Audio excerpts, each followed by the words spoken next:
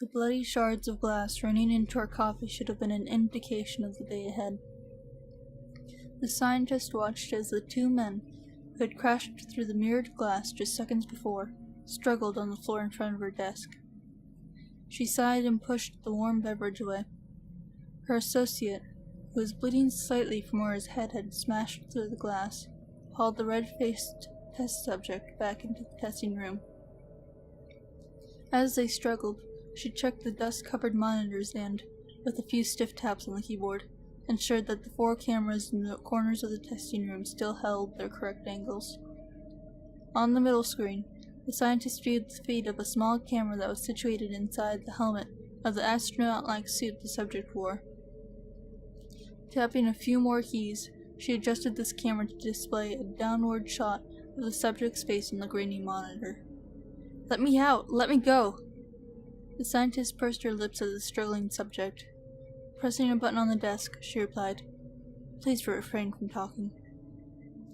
The subject continued to shout many things about her and her associate through the now cracked helmet. She chose to ignore it, having heard the same desperate cries dozens of times before.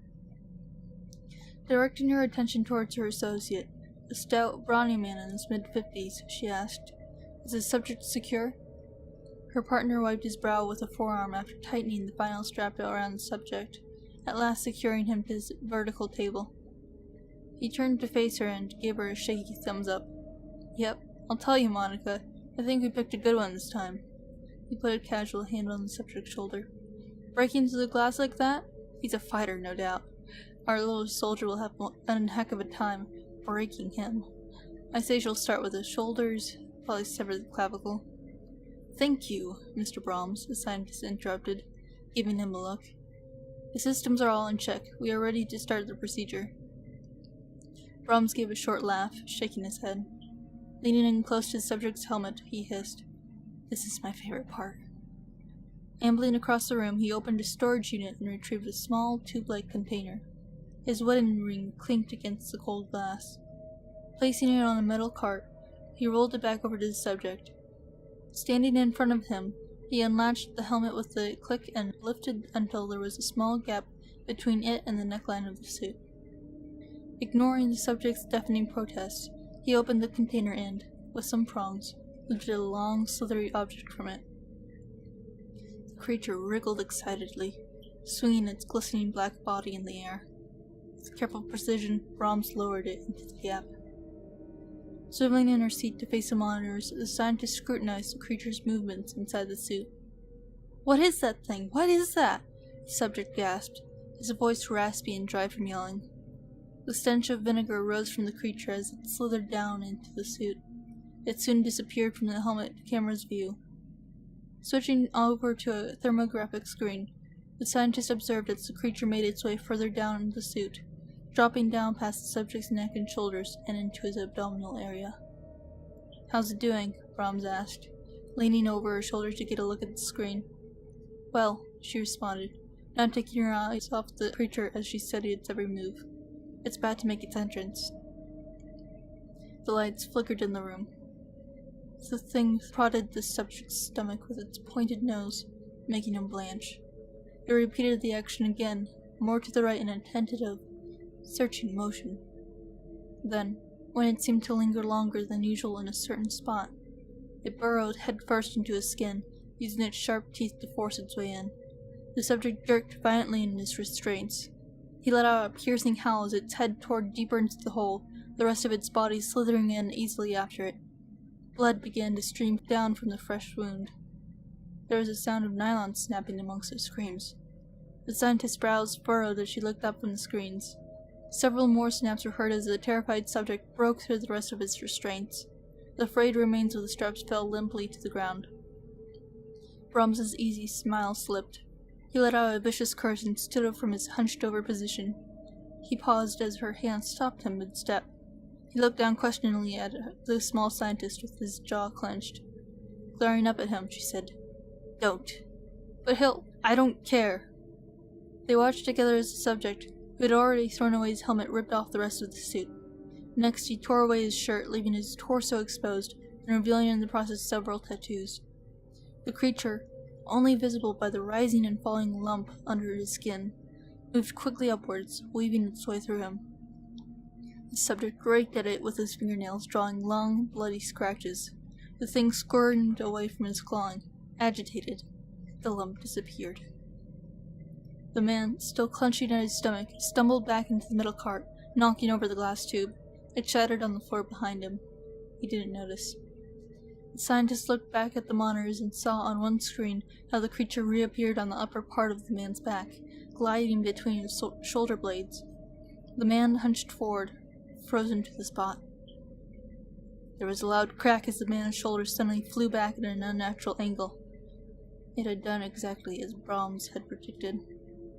There was an uneasy silence. The man stared heavenward, his jaw slack. His fingers were twisted inwards towards his palms. The two scientists waited. There was a low, rattling hum as the ventilation system turned on. Brahms edged forward cautiously. Time seemed to stand still as the man slumped to his knees and fell face first onto the floor, his right shoulder folding under him at an odd angle. The air left the room at that moment, and the scientist fell back in her seat, staring at the unmoving body. Brahms let out another curse and slammed a heavy fist on the desk, rattling the monitors and shards of glass. "We should have had it! We were so close!" he shouted, a vein pulsing in his neck. The scientist put a hand up to her forehead, feeling drained.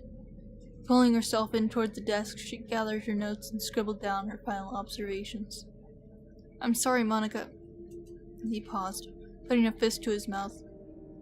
"The whole thing was a mess. I should have been more careful."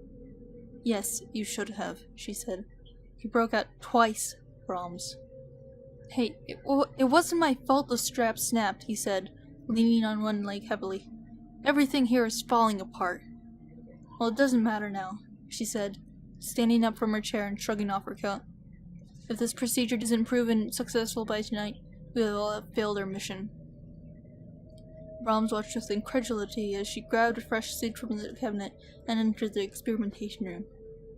"Monica, you can't be seriously thinking of doing this." There was a distant look in her eyes when she glanced back at him. She stayed silent, confirming his fears.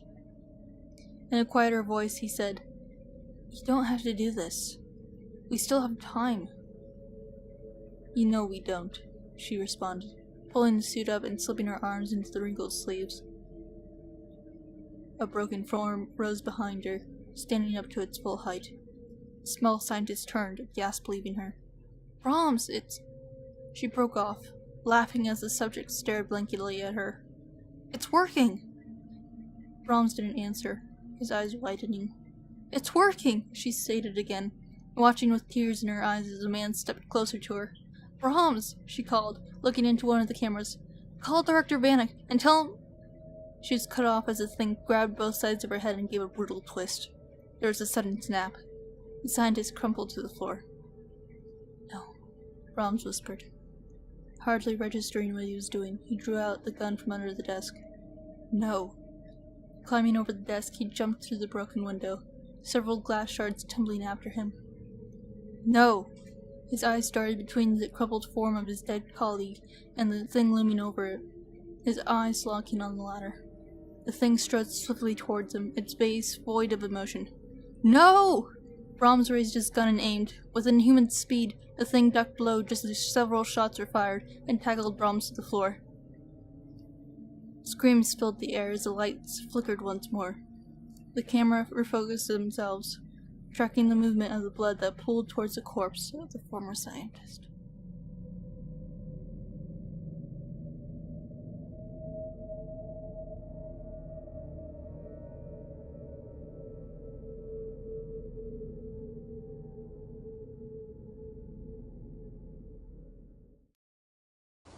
The end.